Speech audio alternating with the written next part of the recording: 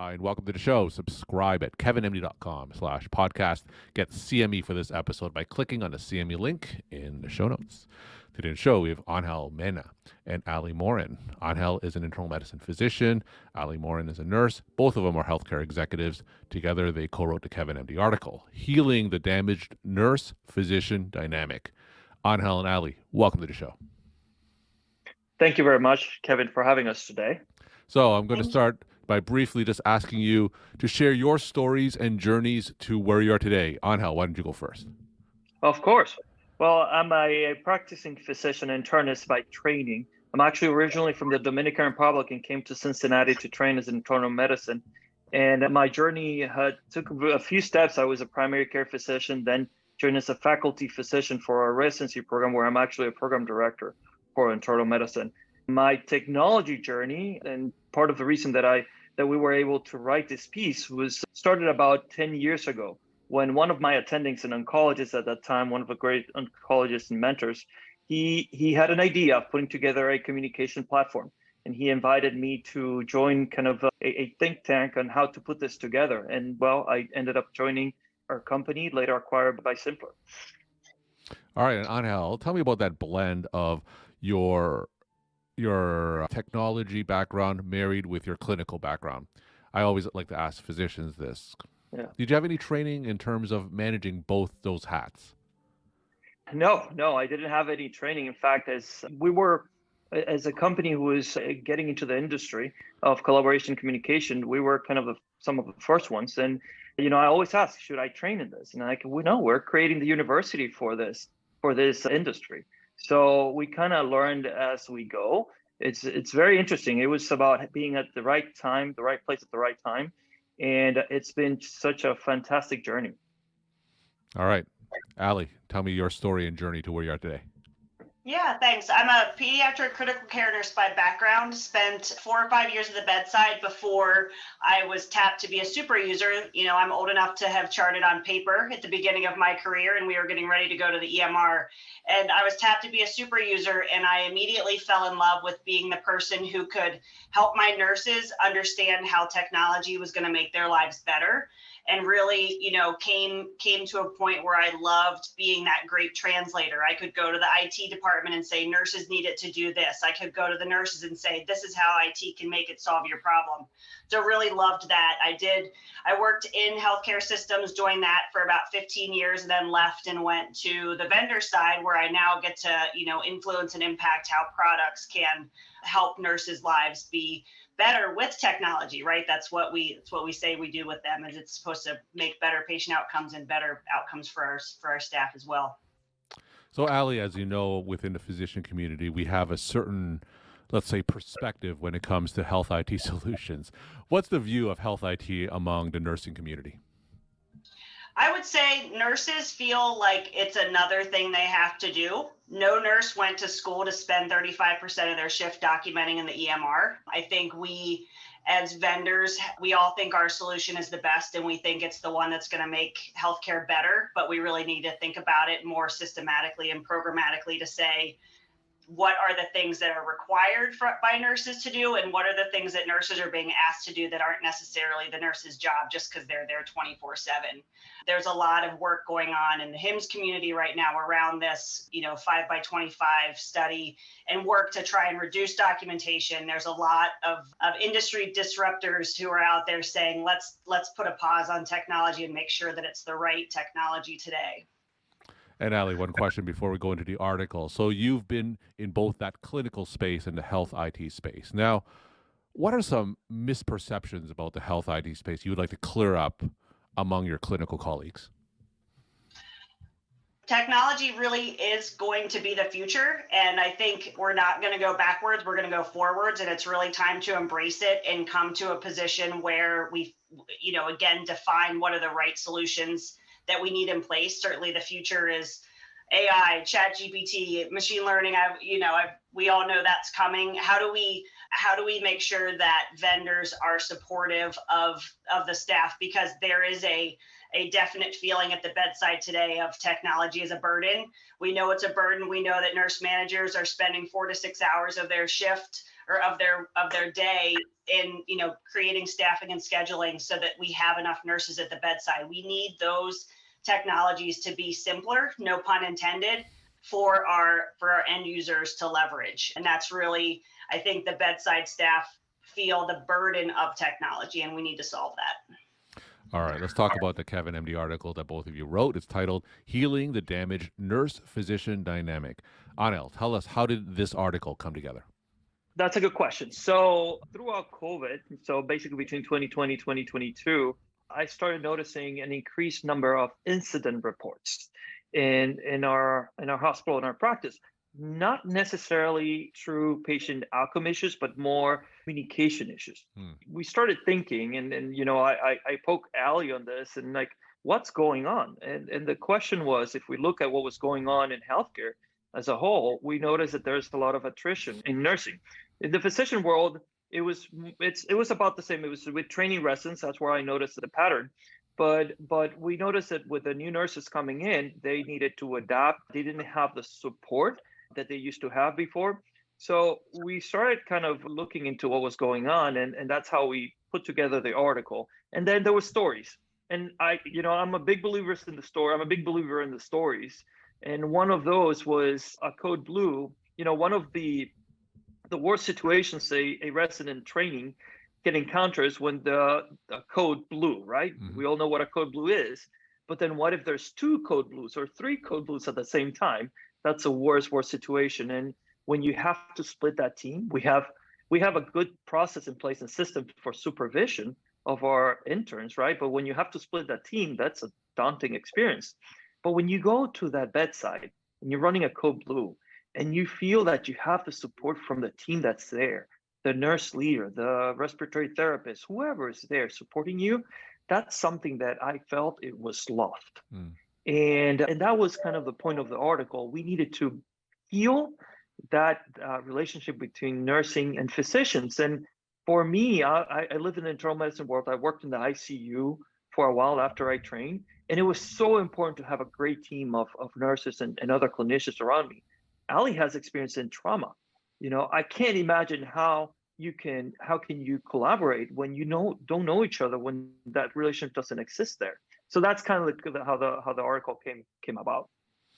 And Ali, Angel mentioned that during COVID, there was an increased number of incident reports that may have had roots in communication issues. So talk more about that from your perspective. What were some examples of stories that you heard that led to these incident reports?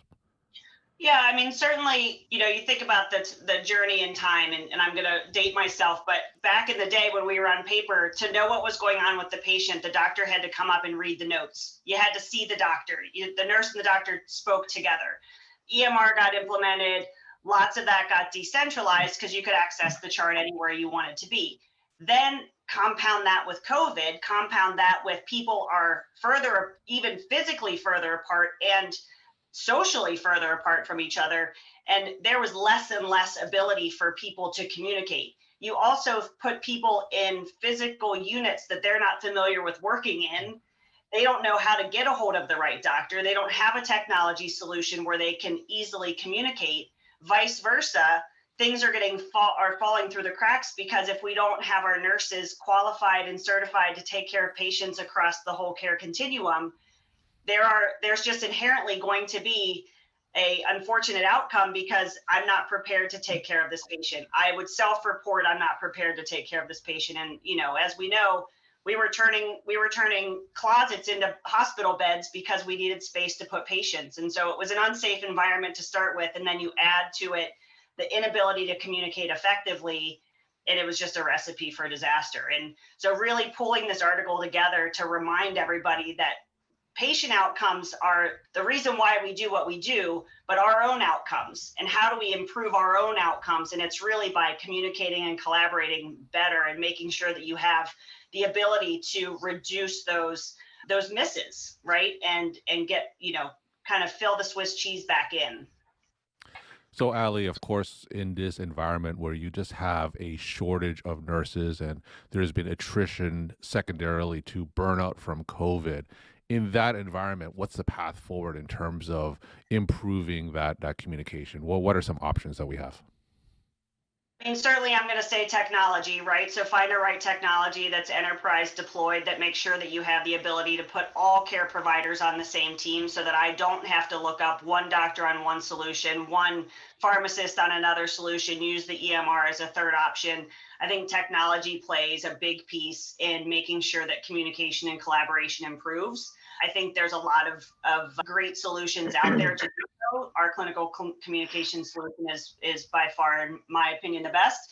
But then you have to put together also what else are we doing to decrease that burnout? And from a nursing perspective, I can't say enough about the DAISY Foundation and the recognition that comes along with nurse gratitude, nurse manager gratitude, and ensuring that we are continuing to support and grow those nurses who are, to Angel's point, the new grad nurses who are walking into healthcare with this great idea that I'm here to save patients' lives and, quickly feel the pressure and don't have the support, don't have the seniority around them that I once had the benefit of having, the luxury of a lot of great mentors around me. It's kind of baptism by fire on the nursing side. And I think there's technologies around that too. There's a lot of simulation technology. There's the ability to train in a way and onboard in a way where we're being effective, in how we're positioning those nurses to succeed, because that's what we have to do. We cannot continue to bleed nurses. There's not going to be anybody to take care of us, right, when we get there. So Angel, give me a before and after picture. So Ali mentioned technology solutions. Yeah. What would the picture be like before these solutions were implemented, and give us your ideal scenario where an institution would use some of these technology solutions? Yeah, if I can go a little bit back and just also add to Ali's answer, which I completely agree with. But when we published this article, it was pieces of it were published in some other publications. And one of the respondents or the comments was, well, you kind of miss kindness on how you fix this relationship. And I was, well, you're right. Kindness is the first step. But unfortunately, you missed the whole background of the story where a nurse and a physician were working together in kindness to heal a patient who was in a code. So I'm sorry you missed that part. And I think that's true. We have to be kind. We have to be compassionate. That's a given, right? To heal this relationship. But then what else can we do to heal this relationship? We need to get to know each other. Co-training is something I'm humbled and lucky that I work at a health system that supports the physician and nursing and other clinicians' interactions, that really support our growth professionally and personally. And we put together code training between physicians and nurses, because if we're doing a code, why do I have to train as a physician separate from the nurses? We're doing it together. So we might as well train together. I did the same for other type of events that happen in the hospital. Then you have the technology. And when we say technology, is yes, you have to choose the right technology, but we all know that any technology that you implement is going to disrupt workflows. So you have to have a partner in place, someone that really has the background in implementing the technology so that you have the right adoption. And I think that's essential. People that have clinical backgrounds that understand healthcare, not people that come from technology backgrounds and now want to double into healthcare. So I think that's essential. What I see before and after is it's about knowing who's taking care of the patient. So if I'm starting a conversation with someone and it takes me 5 minutes to figure out who's the doctor or the nurse or the respiratory therapist taking care of a patient, I'm going to start that conversation with certain level of frustration. But when in just one click, I know who's taking care of the patient, I can easily communicate, switch from text to voice, to virtual, to this, to that. Embrace technology to facilitate that communication. But at the end of the day, this is just facilitating. If you have to take the phone and call someone, and let's meet by the bedside and take care of this patient, we have to do it.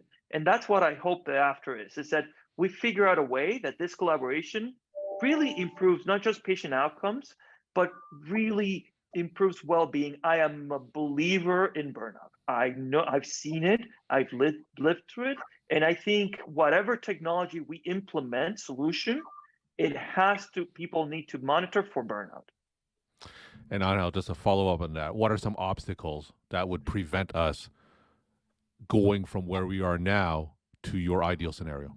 Oh, we need to organize ourselves. Healthcare is a mesh of people, roles, leadership that sometimes they don't talk. The right hand doesn't know what the left hand is doing. It's very departmental.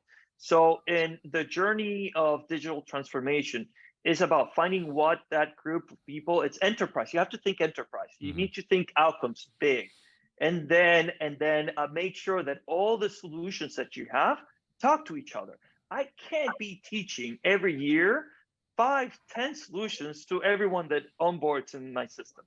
I have to figure out how to create one that talks to all the other and really drive the outcomes that I'm looking for. If that is operational, if they are clinical, but at the end of the day, what you're doing is making sure that your people, your employees, your team members are working together and collaborating more. Now I'm going to ask each of you one last question, your take-home messages to the Kevin MD audience. Ali, why don't you go first? I'll go first. Thanks, Kevin. I would say better outcomes is because of better communication. Like if you can figure out how, we're all talking about reducing falls. We're talking about population health. We're talking about decreasing length of stay. All of those things are tied to better communication. There's no better way to improve outcomes, in my opinion, than better communication. Secondarily, I will say we are at a precipice in healthcare right now. We have the ability to change healthcare.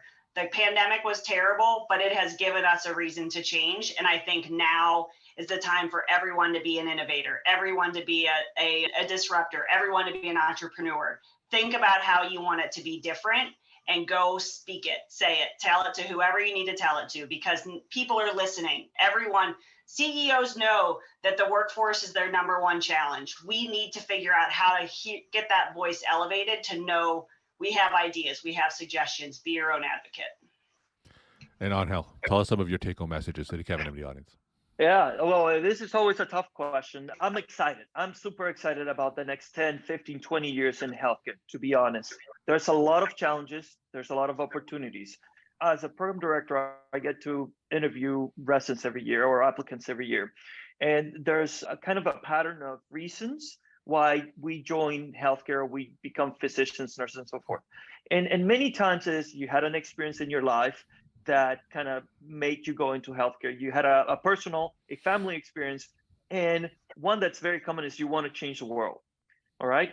And I think this is the time, big data, technology, there's so much in, I'm fear, but I'm excited about the machine learning. All right. It's going to be great. So this is a time to change the world for anyone who wants to join healthcare and has the passion. Come and join us because this is going to be fantastic. Angel and Ali, thank you so much for joining the show, sharing your time and insight. Thank you very much.